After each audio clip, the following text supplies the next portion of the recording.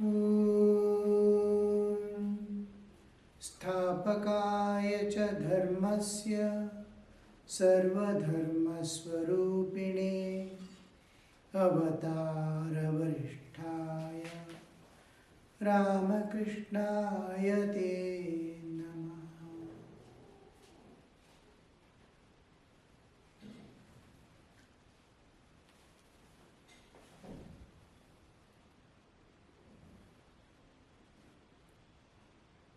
Ramakrishna went to Panchavati on his way back to his room. Yang accompanied him. It was then about 10 o'clock. M. Sir, is there no spiritual discipline leading to realization of the impersonal God? In Hinduism, God is one absolute existence. Existence is God. We inspect everything. Does it exist? If it doesn't exist, it is not God. Another thing is, God is unlimited. Any limitation makes him no God. Even a single limitation is there. He is here and not there. He is this and not that. Any kind of limitation. Limitation of time, space, power, or any aspect. So, whether God is with form or without form doesn't come into picture. Does it exist or not? Now, this book is there in my hand. I am here sitting. Am I actually existing as a body and this as a book? We say no, it doesn't exist because it is not akala badhita. It is not akala abadhita. The 3 times, past, present and future. Does it exist? Did it exist earlier? Is it existing now? Is it going to be there in future? It appears to be existing here now, but it is not going to be there in future. It was not there earlier. That which appears and disappears, can we call this God? Can we call it unlimited? It's limited by time. I am limited by time. I was not earlier, I am not going to be. What is limited cannot be God. So it must be unlimited, it must be pure existence, it must be existing. Existing means time should not affect. Time appears and disappears in God. So when people of other religion and all, or scientific minded people ask, what is God? Does God exist? Or if they ask, why so many gods in your religion? I wonder. They have not understood what God is. In Hinduism, so many forms, so many gods and goddesses that we see are various powers working in nature, which are governing our life. This is different from the God, which we see God as an entity which is beyond creation, beyond all lives, eternal, unchanging reality in which universe and all lives come, appear and disappear. So here the 2 aspects of God, we have the unchanging eternal reality, unchanging eternal reality, the pure existence, and constantly changing flux is this universe, relative existence, that is absolute existence. The absolute pervading the relative we call personal God, and because it has qualities, the same consciousness, the ocean of consciousness, the spirit, Chaitanya, which is absolute, then it pervades, like space pervading every object. It pervades. So what pervades? That is the Ishvara law. It's pervading the universe, same consciousness, same power, same existence is covering. Just like there is a ball here, then space is pervading it. Ball is not replacing the space.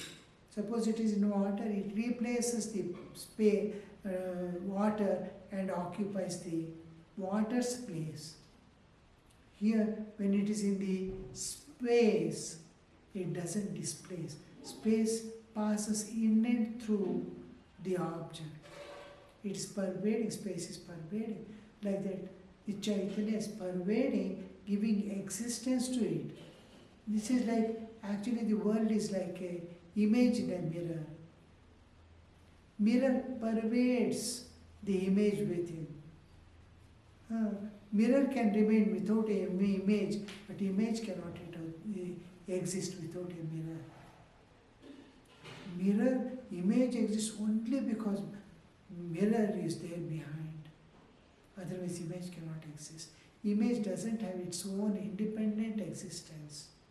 Like that, this universe doesn't have its own independent existence. Because the absolute existence pervading it, it is existing. Because mirror is pervading the image, image is existing. Like that, when we see the pervading, which is giving existence to this universe and ruling through definite or as a definite order, with definite laws. Nature has its own laws, action and reaction, time and space. All this come into picture. It's a perfect order. The individual order is karma, the social order is dharma, the cosmic order is rhythm. So this cosmic order is orderly going on. Orderly going things, there must be a conscious power which is governing it. That conscious power which pervades the universe and governs it, we call Ishvara. The Ishvara's Shakti, power with which the universe is being governed, we call Prakriti, nature. So here he is asking, can we realize that in which the universes and all lives appear and disappear? Is there a way to realize? Now, till now, commonly the God who pervades the universe, the personal God with name, form, qualities, attributes and all that. Nama, Rupa, Guna. These are that God is like this, merciful, this, that and all. It's personal God. Then the Absolute is impersonal. It has no limits. There is nothing limiting its pure existence. Any kind of limitation. Even time and space is not there. Time and space appear and disappear in that. It is eternal, infinite. Infinite means there cannot be two. If other than infinite anything exists, it is going to limit it. It is short by that. So, when the Dvaitins looking upon God as separate from Him themselves, have this question, how can there be one without, if there is no two, God and me, how can we say it exists, one exists? Who is going to tell? Who is going to experience if there is one without a second?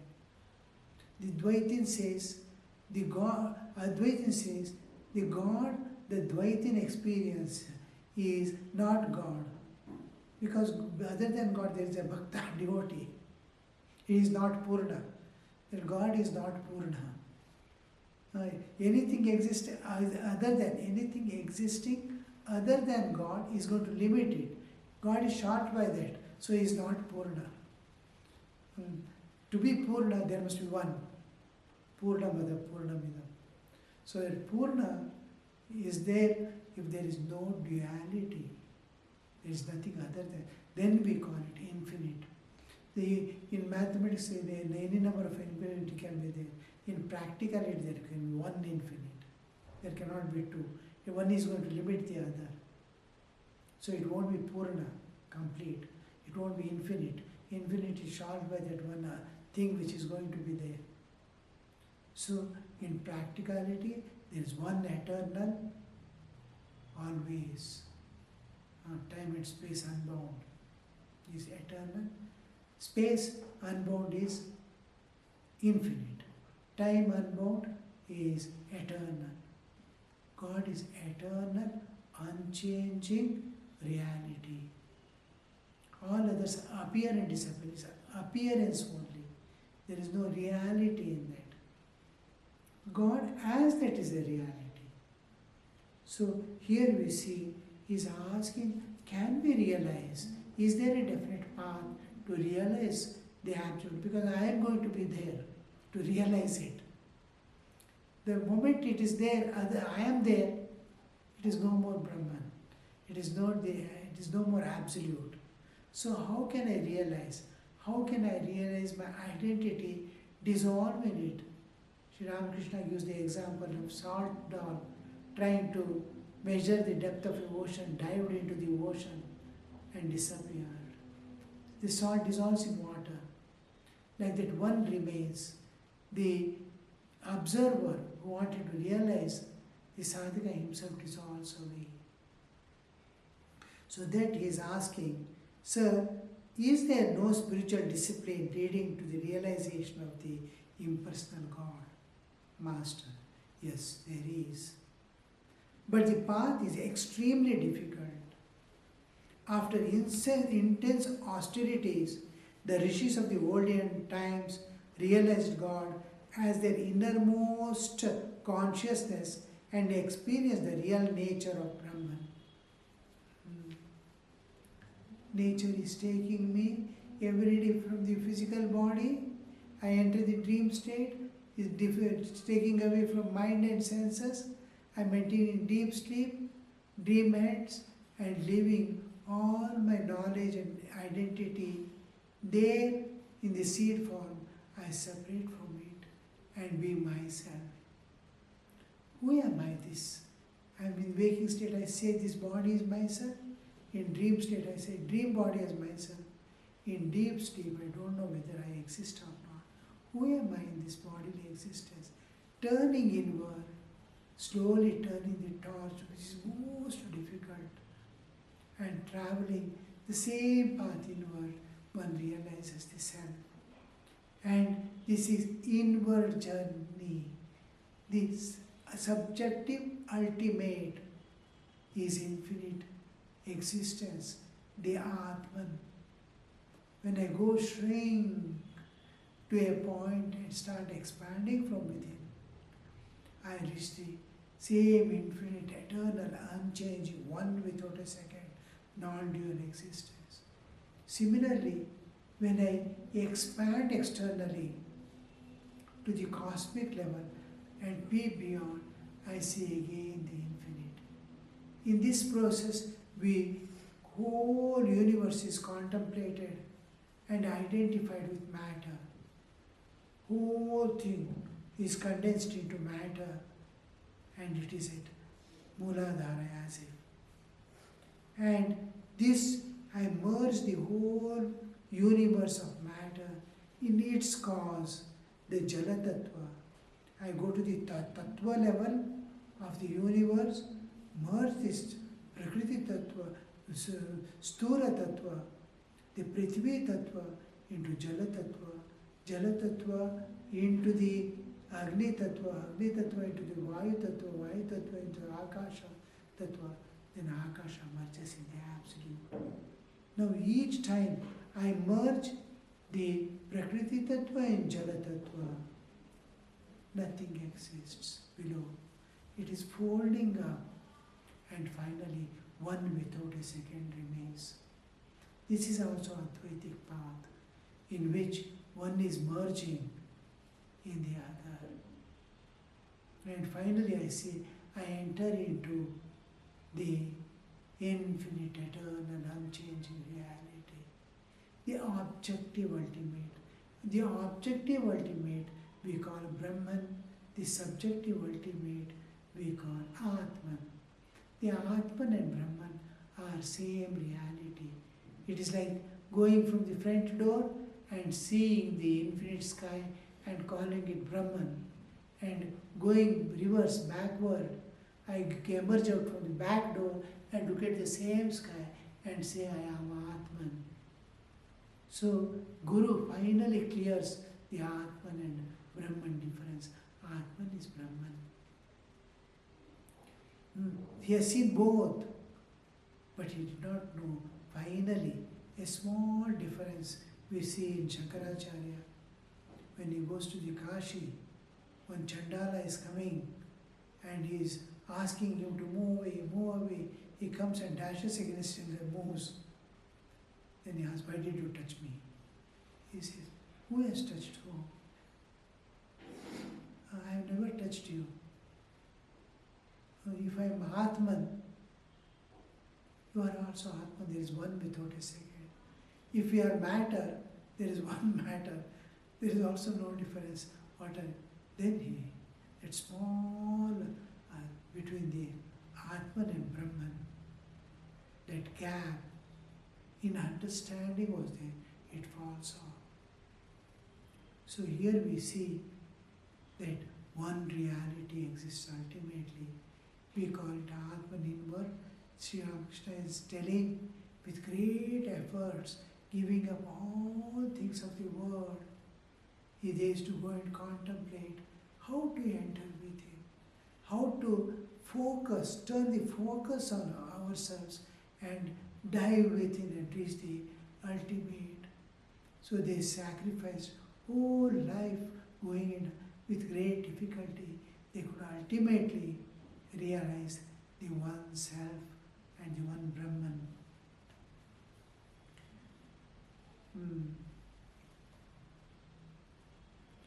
Yes, there is, but the path is extremely difficult. After intense austerities, the rishis of the olden times realized God as their innermost consciousness, Chaitanya, spirit consciousness, and experienced the real nature of Brahman. But how hard they had to work. They went out of their dwellings in the early morning, and all day they practiced austerities and meditation. Austerities means tapasya. Austerities is a kind of mortification of the body, depriving you of food, this, sleep, this, that and all. Suppressing all the, not only giving up the enjoyments of the world, physical enjoyments of bodily pleasures, but it is suppression of the bodily existence. It's mortification of the body. Mortification of body is to awaken the spirit, not to torture the body. To others it looks like torturing the, why is it torturing the body without taking food, without sleeping properly? It looks like that. But I am not, I am Atman, I am not body. He is insisting, he is asserting, he is experiencing, he is slowly the knowledge of the Atman. Oh, this is Atman. Unaffected by time, space and all this comes into the existence. So this lot of austerities, tapas they do. They went out of their dwellings in the early morning and all day they practiced austerities and meditation. One side, denying I am that body. Another side, meditation, identifying with the reality. Dissociating with the body is austerity. Associating with the reality is meditation. Returning home at nightfall, they took a light supper of fruit and roots. How Sri Ramakrishna is explaining, you see, how they realized.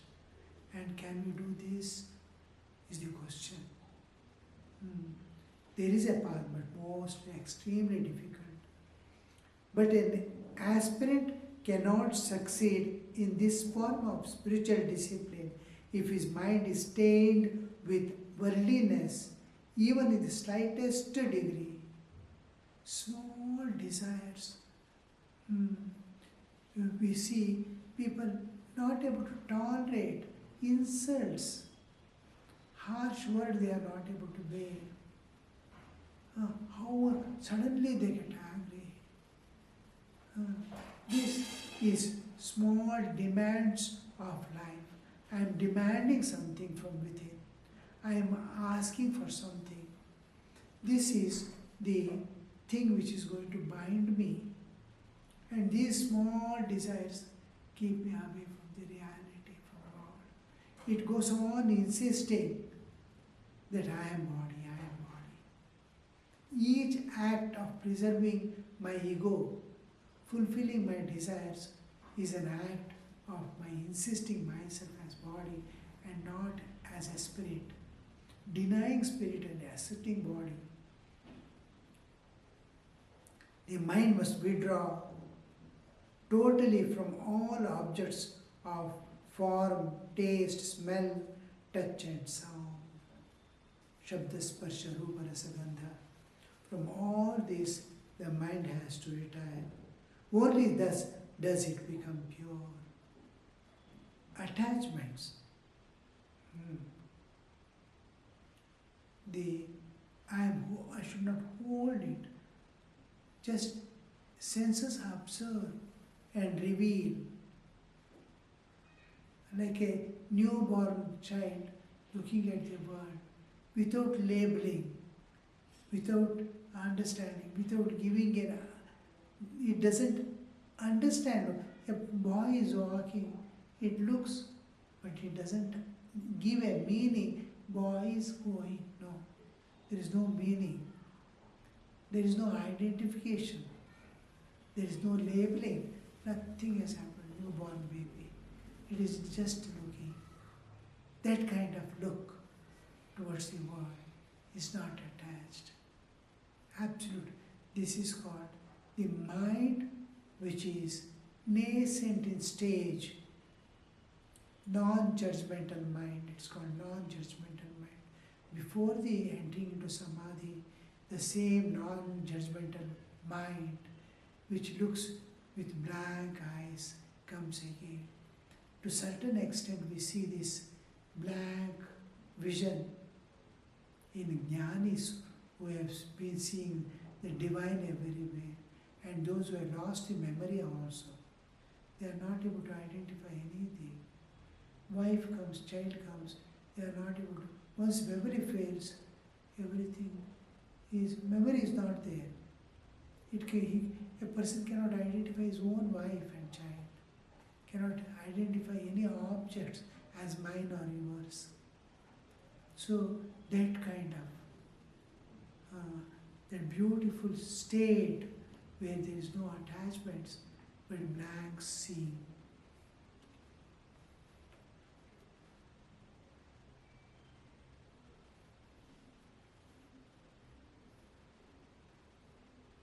The pure mind is same as pure Atman. But such a mind must be altogether free from woman gold, a desire for enjoyments in possessions. When it becomes pure, one has another experience. One realizes God alone as the doer, and I am his instrument. One does not feel oneself to be absolutely necessary to others either in their misery or in their helplessness.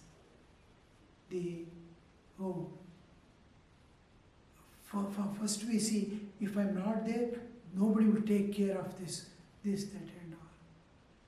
If he's not there, one day he's not going to be there. The world will not stop, nor other things will stop. It goes on and on without restraint.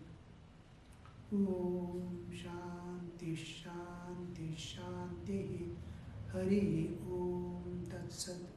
Shri Ramakrishna Arpanamastu.